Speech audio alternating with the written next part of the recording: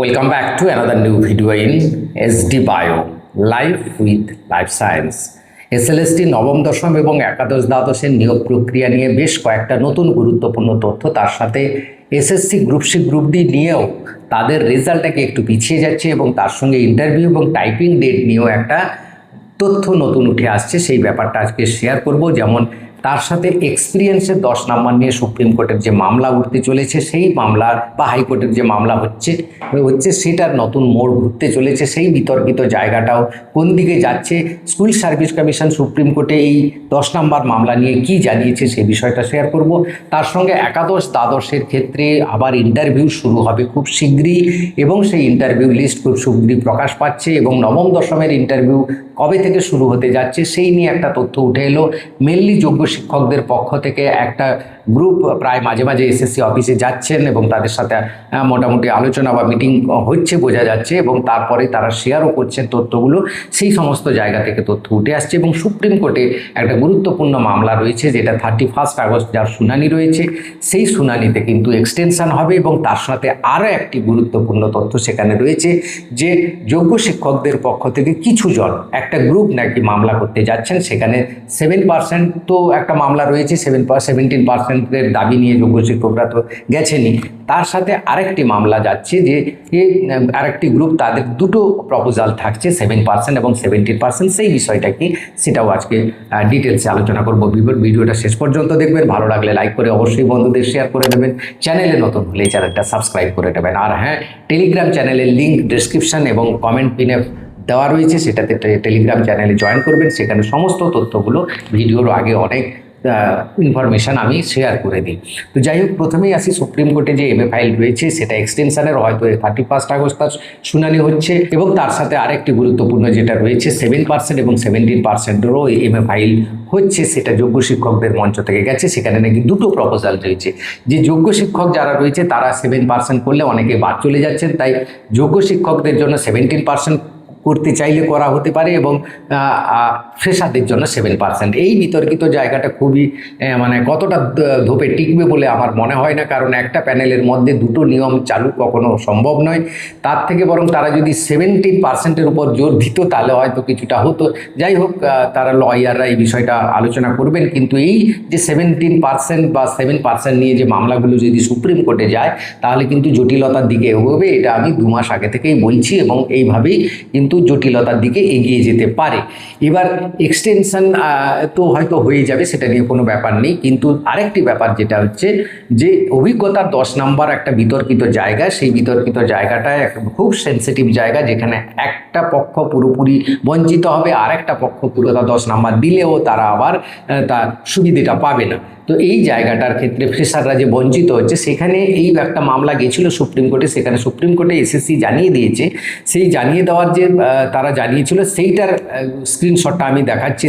সেখানে মেনলি দেখুন, point number 8, 9, 10 এবং 11 এই 4টি জায়গায় ক্ল্যারিফিকেশান এসএসসি সুপ্রিম কোর্টকে দিয়ে দিয়েছে, যেখানে বলা হচ্ছে যে এই ব্যাপারটা তারা করতে চাইছে যে অভিজ্ঞতা 10 নাম্বার ইন্টারভিউর আগে তারা দেবে, কারণ যোগ্য মানের বা যোগ্য শিক্ষককে আগে বা সুবিধে করে দিতে হলে বা তার অভিজ্ঞতাকে আগে অ্যাডভান্টেজ দিতে হলে তার নাম্বারটা আগে দিতে হবে, নাহলে সে বেরিয়ে যাবে। তো এটা তো বিগত রাজ্য সরকারের একটা পলিসি ছিল, সেটা তো আর রাজ্য সরকার চেঞ্জ হয়ে গেছে। এরা কি চাইছে, এই রাজ্য সরকার কি চাইছে সেটারও একটা বড় ব্যাপার, কারণ এখানেও আবার সেই এসএসসিকে প্রশ্ন করা হবে, তখন এবার এসএসসি কি বলতে চাইবে সেটা একটা বড় ফ্যাক্টর। তাই এই অভিজ্ঞতার 10 নাম্বার একটা জটিল জায়গা। এটা কবে সমাধান হবে, কবে নিয়োগ সম্পন্ন হবে, সেটাও একটা মানে গুরুত্বপূর্ণ ফ্যাক্টর হয়ে দাঁড়িয়ে যাচ্ছে।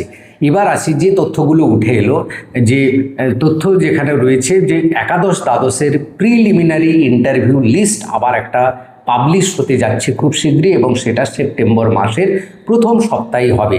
যারা নতুন তাদের সেপ্টেম্বর মাসের প্রথম সপ্তাহে সেই ইন্টারভিউ লিস্ট ধরে তাদের ইন্টারভিউতে ডাকা হবে এবং সেই ইন্টারভিউ হয় এই সেপ্টেম্বর মাসের দ্বিতীয় সপ্তাহের মধ্যেই কিন্তু শুরু হয়ে যাবে এবং এই ইন্টারভিউ এবং ভেরিফিকেশান তাদের একই দিনে হবে, অর্থাৎ এই যে ইন্টারভিউ লিস্ট তৈরি হবে সেই ইন্টারভিউ লিস্টে অনেক নতুন হয়তো সেখানে জায়গা পাবে, যার ফলে তাদের ভেরিফিকেশানও হয়নি। তো সেই ভেরিফিকেশানের কিন্তু এই সেপ্টেম্বর মাসের দ্বিতীয় সপ্তাহের মধ্যেই প্রথম সপ্তাহে ইন্টারভিউ লিস্ট বা ভেরিফিকেশান লিস্ট, তারপরে এই ইন্টারভিউ হবে এবং সেই ভেরিফিকেশান এবং ইন্টারভিউ একই দিনে হবে এবং সেটা সেন্ট্রাল অফিসে হবে। এই রকমই একটু খবর কিন্তু সোশ্যাল মাধ্যমে এসছে, যে মাধ্যমটা কিন্তু সোর্স হচ্ছে স্কুল সার্ভিস কমিশন নিজেই, সেই অফিস থেকে কিন্তু এই তথ্য এসছে এবং এটা খুব সম্ভবত এই দিকেই এগোচ্ছে। অনেকের সঙ্গে কথা বলেও আমি এটা যা বুঝেছি এবং সেটা একাদশ দ্বাদশের তারপরে ফাইনাল একটা প্যানেল তৈরি হবে। সেই ফাইনাল প্যানেল ধরেই কিন্তু এবার কাউন্সেলিং হবে। কাউন্সেলিংটা কিন্তু সবার ক্ষেত্রে হবে এবং সেই কাউন্সেলিং কিন্তু সেপ্টেম্বর মাসেই করতে চাইছে, অর্থাৎ সেপ্টেম্বর মাসের শেষের দিকে কিন্তু কাউন্সেলিং শুরু হয়ে যাবে একাদশ দ্বাদশ। অর্থাৎ কাউন্সেলিং হয়ে গেলে তাদের মানে অক্টোবর থেকেই তাদের কিন্তু আবার রেকমেন্ডেশন লেটার দেওয়া শুরু হয়ে যেতে পারে। এবার কাউন্সেলিং শেষ করবে 30শে নভেম্বর, কাউন্সেলিংটা শেষ করতে চাইছে 30শে নভেম্বরের মধ্যেই কাউন্সেলিং শুরু করতে চাইছে। এদিকে নভেম্বরের আবার পুজোর ছুটি রয়েছে, হয়তো দুর্গাপূজা বা লক্ষ্মী পুজোর পরে মাঝখানের যে গ্যাপ, সেই গ্যাপেই কিন্তু কাজ হওয়ার সম্ভাবনা রয়েছে। এবার হচ্ছে কি 30শে নভেম্বরের মধ্যে একাদশ দ্বাদশের কিন্তু কাউন্সেলিং পর্ব শেষ করতে চাইছে। এবার নবম দশমের ক্ষেত্রে আসি। নবম দশমের ক্ষেত্রে 1 অক্টোবর থেকে ইন্টারভিউ করতে চাইছে, বা নবম দশমের ইন্টারভিউ 1 অক্টোবর থেকে, মানে 1 অক্টোবর মানে 1 তারিখ নয়, মানে অক্টোবর মাসের প্রথম থেকেই ইন্টারভিউর একটা লিস্ট বা ইন্টারভিউর একটা নতুন লিস্ট বেরোবে হয়তো, যাদের ভেরিফিকেশানও হবে আবার তারপরে দিয়ে ইন্টারভিউটা শুরু করবে এবং শেষ করবে 31শে ডিসেম্বরের মধ্যে। অর্থাৎ অক্টোবর, নভেম্বর, ডিসেম্বর, 31শে ডিসেম্বরের মধ্যে ইন্টারভিউ প্রক্রিয়া শেষ করতে চাইছে নবম দশমের ক্ষেত্রে। এই নবম দশমের ক্ষেত্রে ইন্টারভিউটা এত লম্বা ধরে হওয়ার একটা বড় কারণ রয়েছে, আরও বহু নতুন একটা লিস্ট তৈরি হবে, সেখানে বহু নতুনরা জায়গা পাবে, তাদের ভেরিফিকেশান হবে এবং সেই ভেরিফিকেশানটা তাদের ক্ষেত্রে সেন্ট্রালি করা সম্ভব হবে না। সেই তাদের ভেরিফিকেশানটা কিন্তু যেহেতু সংখ্যাটা অনেক বড়, বা ইন্টারভিউটাও কিন্তু এই রিজিওনাল ওয়াইজ হবে, যেটা এতদিন ধরে হচ্ছিল, সেইভাবেই কিন্তু নবম দশমের ব্যাপারটা এগোচ্ছে এবং 31শে ডিসেম্বরের মধ্যেই সেই ইন্টারভিউ প্রক্রিয়া কিন্তু শেষ করতে চাইছে। তারপরেই তার কাউন্সেলিং শুরু হবে এবং তারপরে ডেটগুলো আর জানা যায়নি। এবার আসি এসএসসি গ্রুপ সি গ্রুপটি সম্পর্কে কী তথ্য উঠে এলো। এসএসসি গ্রুপ সি গ্রুপটি সম্পর্কে যে তথ্যটা উঠে এলো সেটাতে বলা হচ্ছে কি না, রেজাল্ট যে সেপ্টেম্বর মাসে বেরোবে, পুজোর আগে বেরোবে বলা হচ্ছিল, সবাই বলছে, আমিও বলেছি, কিন্তু সেটা সেপ্টেম্বর মাসে খুব সম্ভবত বেরোবে না, ওটা অক্টোবর মাসের প্রথম সপ্তাহের দিকে পিছিয়ে যাচ্ছে বলে খবর। তার কারণ হচ্ছে এই নবম দশম এবং একাদশ দ্বাদশের মেনলি যে প্রক্রিয়াটা রয়েছে, সেই প্রক্রিয়াটার জন্য স্কুল সার্ভিস কমিশন সেই জায়গাটায় ব্যস্ত থাকবে।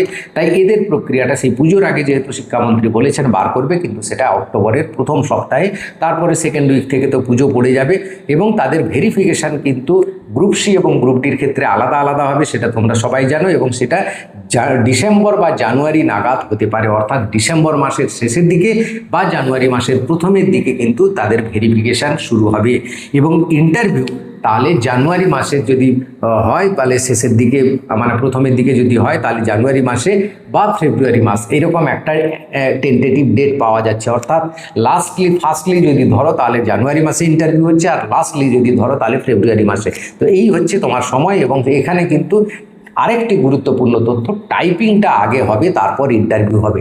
কেন টাইপিংটা আগে হবে সেটার তথ্য উঠে এসছে, যে টাইপিং করতে চাইছে কোনো একটা সংস্থাকে দিয়ে, টেন্ডার দিয়ে টাইপিংটা করাবে। সেখানে স্কুল সার্ভিস কমিশন সরাসরি ইনভলভ তো থাকবে না, তারা শুধু স্কোর রেকর্ড করার ইনভলভমেন্টে থাকবে। তো সেই টাইপিংটা যে থাকবে, বিভিন্ন সেন্টারে টাইপিং হবে, সেখানে একটা কম্পিউটার এজেন্সিকে দিয়ে করাবে, তাই তারা সেই সময় সেই টাইপিংটা করাবে। ততক্ষণে তারা নবম দশমের ইন্টারভিউ প্রক্রিয়া বা কাউন্সেলিং প্রক্রিয়াগুলো সেই জায়গাগুলো চলতে থাকবে এবং তারা সেখানে ব্যস্ত থাকবে। তারপর সেই নবম দশমের প্রক্রিয়াটা যেই শেষ করে দেবে ইন্টারভিউ এবং কাউন্সেলিং প্রক্রিয়াটা, তখন এসএসসি গ্রুপ সি গ্রুপটির ক্ষেত্রে কিন্তু ইন্টারভিউটা শুরু করবে। অর্থাৎ খুব সম্ভবত ফেব্রুয়ারি মাসের দিকে ইন্টারভিউ হওয়ার সম্ভাবনা এবং সেখানে আগে টাইপিং হয়ে তারপরে ইন্টারভিউ হওয়ার সম্ভাবনা, এরকমই খবরগুলো কিন্তু পাওয়া যাচ্ছে। তো এই জায়গাগুলো ছিল আলোচনা করার ব্যাপারগুলো, আশা করি বোঝাতে পারলাম। ভিডিওটা ভালো লাগলে লাইক করে অবশ্যই শেয়ার করে দেবে, চ্যানেলে নতুন হলে চ্যানেলটা সাবস্ক্রাইব করে নেবে। Thank you for watching.